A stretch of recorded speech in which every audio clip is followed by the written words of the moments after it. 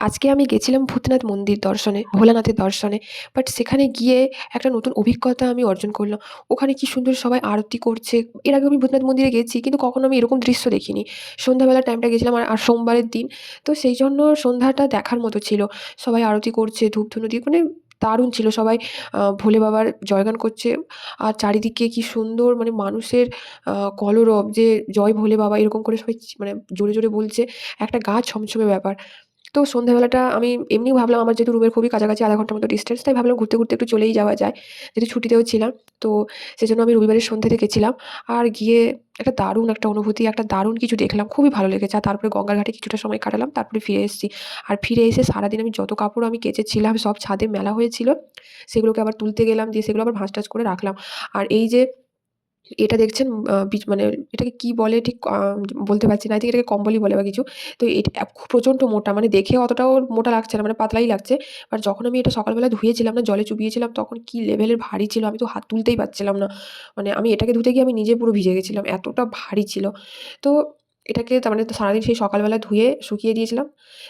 তারপরে এই রাতের বেলা এসে আমি এটাকে তুললাম। আর এখন এগুলো সব গুছিয়ে গাছিয়ে রাখছি। কারণ কাল সকাল হলে আবার অফিস। আমার কাছে একদম টাইম থাকবে না। কারণ ওই রান্না-বান্না করা, সকালবেলা রেডি হওয়া, স্নান করা, তার পাশাপাশি এগুলো ঠিকঠাক করা। আমার কাছে একদমই টাইম থাকবে না। আর এগুলো গোছগাছ করতে গিয়ে, রুম সাফ করতে গিয়ে, সবকিছু করতে গিয়ে আমার অবস্থা পুরো খারাপ। যেন মনে হচ্ছে এখনই মরে যাবো। তো যাই হোক এটলিস্ট পুরো রুমটা গোছানোর পরে যে একটা শান্তি আসে না ভেতর থেকে, ওটা একটা আলাদাই ব্যাপার। আর রুম এলোমেলো হয়ে থাকলে তো থাকতেও ইচ্ছা করে না। তাই মনে হয় একটু পরিষ্কার করে রাখি, একটু গুছিয়ে রাখি। আর তাই জন্যই এত কষ্ট হলেও মানে করে নিই।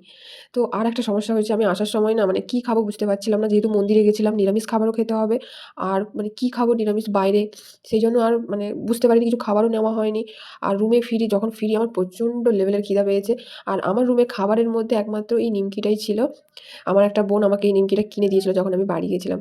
তো এটা আমি এনে রেখেছিলাম। আর তারপর প্যাকেটটা কাটাও হয়নি। ১ মাস থেকে ওরকমভাবে প্যাকেটটা পড়েই আছে। আমি মানে এই প্যাকেটটা কেটে দিলে যদি আবার ভেতরটা মানে সঙ্গে, সঙ্গে খেয়ে ফেলতে হবে, নাহলে নষ্ট হয়ে যাবে। সেইভাবে আমি আর কাটিনি। কিন্তু আজকে আমার এত খিদে পেয়েছে, যাই হোক একটা ভালো দিনে কাজেও লেগে গেল। আর যেহেতু আজকে মন্দিরে গেছিলাম সেইজন্য আজকে ওই বাইরে কোনো খাবার-টাবার কিছু খাইনি আমি। কারণ একটা আমিষের ব্যাপার আছে। কোথায় কি খাবার-টাবার মানে কেমনভাবে কে কি বানিয়েছে, তো সেইভাবে আমি আর খাইনি বাইরে। কিন্তু ভেতরে মানে রুমে ফিরে আমি ভেবেছিলাম হয়তো একটু জল খেয়ে শুয়ে পড়বো। কিন্তু পেট তো শুনবে না। তাই জন্য প্রচণ্ড মানে আমি থাকতে পারছি না। এত খিদে পাচ্ছে, আমার পুরো মাথা ঘুরছে। তাই জন্য প্যাকেটটা কাটতে না কাটতেই কোনরকম করে আমি খেয়ে নিচ্ছি। আপনাদের থেকে একটা কথা জানার ছিল, আপনারা কখনো কি ভূতনাথ মন্দির দর্শনে গেছেন? ভোলানাথের দর্শনে? যদি কখনো না গিয়ে থাকেন তাহলে অবশ্যই একবার গিয়ে দেখে আসবেন। খুব ভালো জায়গা, খুব ভালো জায়গা। আর অনেকে বলেন ওটা খুব জাগ্রত একটা মন্দির। তো আপনারা গিয়ে কখনো ঘুরে আসতে পারেন। আর যদি কেউ ঘুরে এসেছেন তাহলে অবশ্যই আমাকে কমেন্ট করে জানাবেন। আর ভিডিওটা কেমন লাগলো সেটাও জানাবেন। আর আপনারা ভালো থাকবেন, সুস্থ থাকবেন। দেখা হবে নেক্সট ভিডিওতে। বাই।